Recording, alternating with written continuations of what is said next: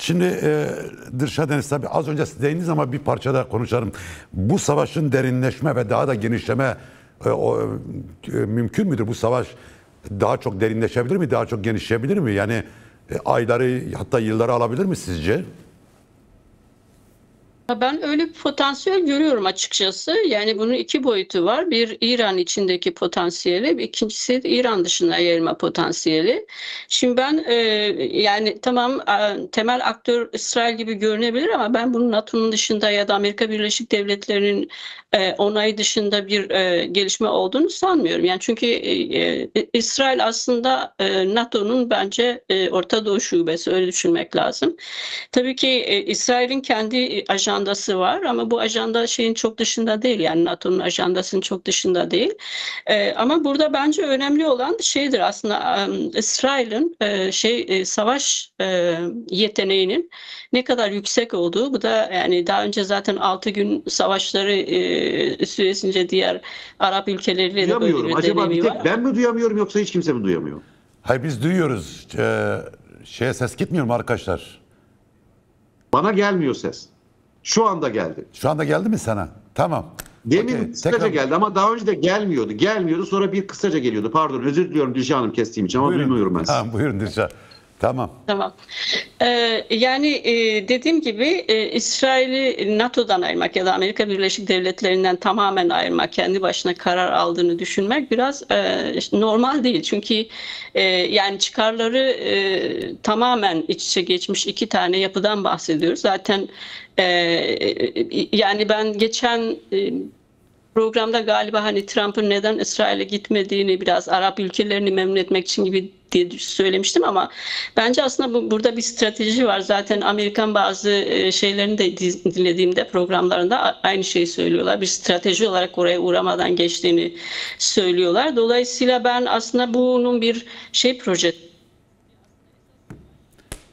Şimdi değerli mineraller üzerinden aslında coğrafyaların artık kontrol altına alınması gerektiğine dair bir fikrim var. Öyle düşünüyorum diyeyim. Dolayısıyla bu savaş aslında yani Çin ve Rusya'nın İran'ı destekleme ihtimalleri var mı? Askeri olarak düşünmüyorum ama teknoloji olarak belki bir destekte bulunabilirler. Çünkü şeyin de çıkarları var. Yani Çin'in mesela orada ekonomik yatırımları var. Aynı şekilde şeyin de, Rusya'nın da ilişkileri var. Yani aslında Ukrayna Savaşı bile şeyin teknolojisi de büyük oranda yürüdü. Yani şeyden aldıkları işte dronlar, füzeler vesaire. Şimdi baktığınız zaman aslında yani dünyanın hiçbir yerinde herhangi bir olay, herhangi bir olgu kendi başına bir olgu olarak değerlendirilemez. Onun artçı şeyleri var, şokları var. Yani domino taşları gibi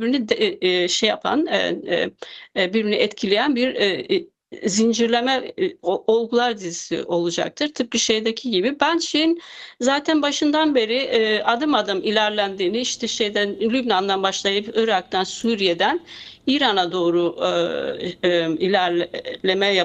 ilerlediğini söyleyeyim, NATO ve ABD tarafından. Zaten Almanya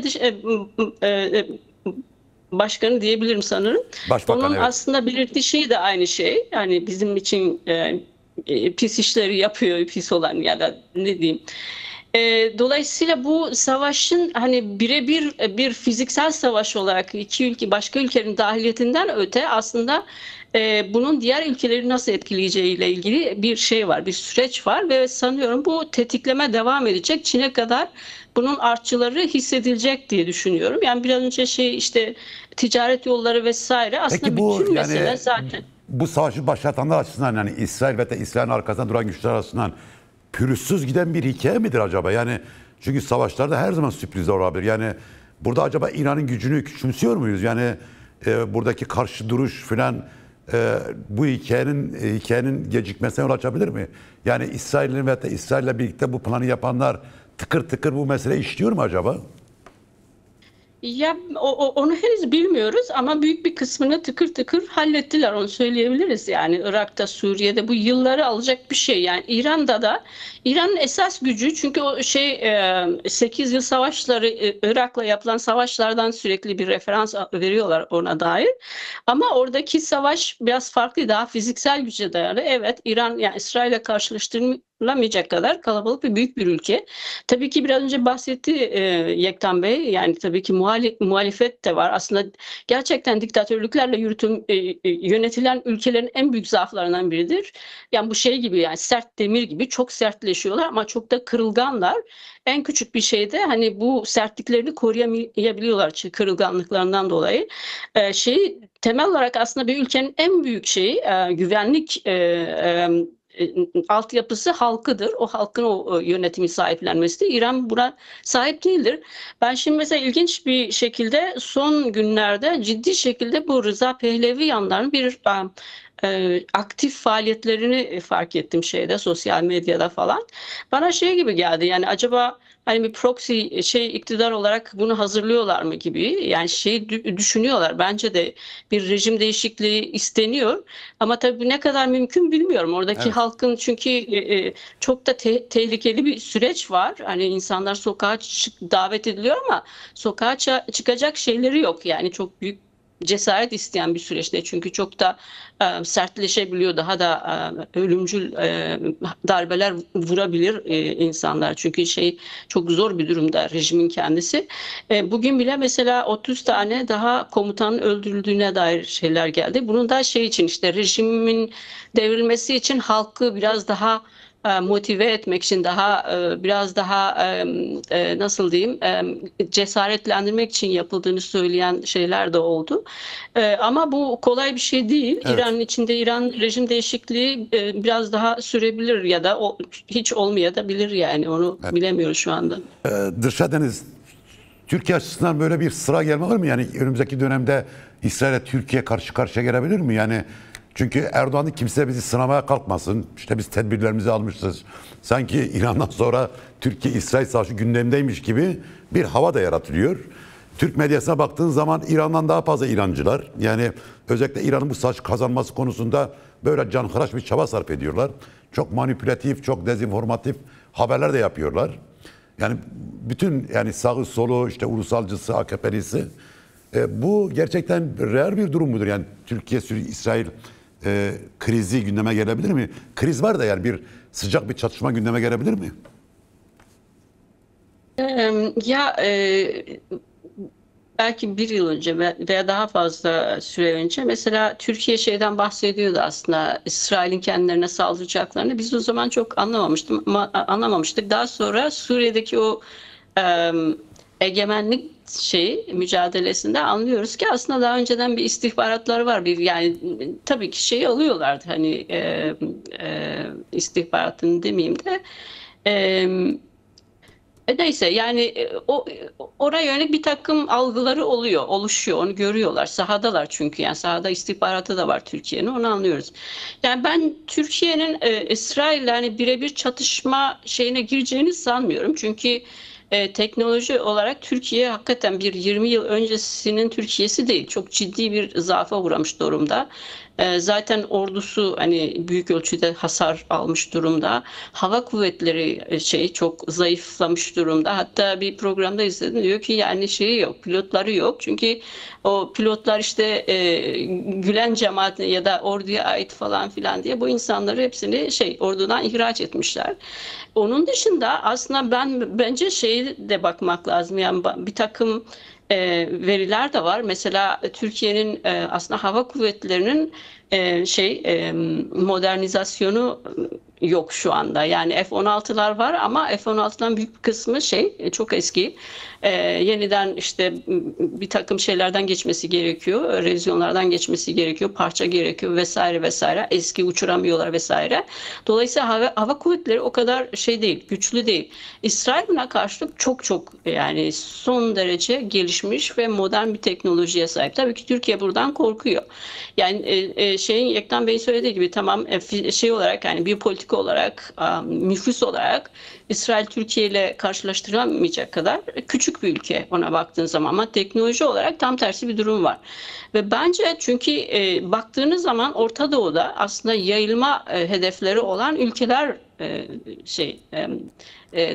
hedef almış durumda. Yani İran ne yapıyor? Proxy'ler üzerinden işte Irak, Suriye, Lübnan, Yemen. Yemen böyle devam ediyordu. Şimdi İran'a gelmek için bir yıl aşama kaydetmek zorunda kaldılar. Aşama aşama, yani adım adım.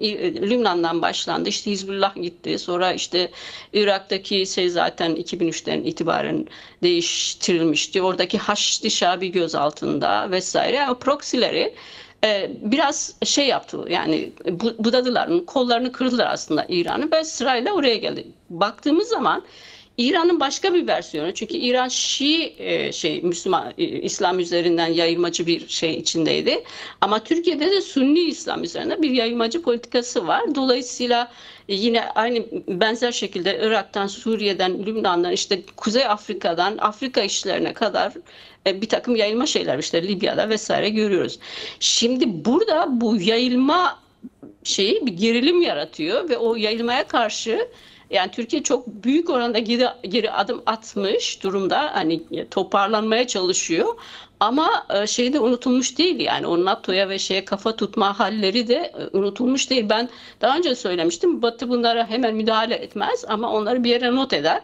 Ben onun not edildiğini düşünüyorum ve bence İsrail bize saldırır, aslında retoriği de buradan geliyor. Çünkü aslında yapılan bu daha önce kafa tutma hikayesinin aslında bir karşılığı olacağını biliyorlar. Şimdiden bence biraz ona yönelik bir takım gerekçelendirmeler yapmak istiyor. Yani kendi hatalarından değil de kendilerinin yaptığı bir takım NATO ya da ABD ya da İsrail karşıtı. Yani onlar şöyle diyorlardı. Onlar şöyle diyorlardı. Diyorlardı ki özellikle Suriye Savaşı başladığı zaman, iç savaş, diyorlardı ki eğer biz masada değilsek, oyun kurucu değilsek maliyet artırıcı politikalar yaparız. Yani maliyeti artırırız. Yani NATO'nun koalisyon güçlerinin maliyetini artırırız. Onun için bölgedeki az önce Yekten Bey'in dediği gibi gerçekten cihadi örgütlerin, siyasal İslam'ın bir adeta sponsor haline geldiler. Evet, buyurun. Evet. Ya zaten de ben o zaman biraz Middle East teaching yapıyordum mesela bir harita vardı aslında. Bu IŞİD'cilerin hani nereden yayıldığına dair bir harita yapılmıştı, böyle interaktif bir harita. Oradan hepsi zaten Türkiye üzerinden geliyor, çok net yani. Dolayısıyla hani Hizbullah'ın karşısında IŞİD vardı, şimdi HTŞ var vesaire. Yani bu biliniyor, şimdi açıkça konuşulmuyor olabilir ama bu bilinmediği ya da buna dair bir takım tedbirler alınmadığı anlamına gelmez. Türkiye bunu gayet iyi biliyor. Hani çok ciddi şekilde geri adımlar atmış durumda. O eski ey Amerika, ey Avrupa vesaire şeyleri bitmiş durumda. O retorik oldukça daha mülayim bir hale gelmiş durumda. Hatta Kürtlerle ilişkide biraz onun üzerinden devam ediyor. Biraz Kürtleri yanımıza çekersek hani daha iyi bir konum elde edebilir miyiz? Onu da yani ABC'nin Z planı olarak orada tutuyorlar. Siyasal İslam'ı halen aktif olarak kullanma fikrindeler. Yani dolayısıyla böyle bir endişeleri var. Ben bu endişelerin çok temelsiz olduğunu açıkça düşünmüyorum. Yani evet, var bir temeli.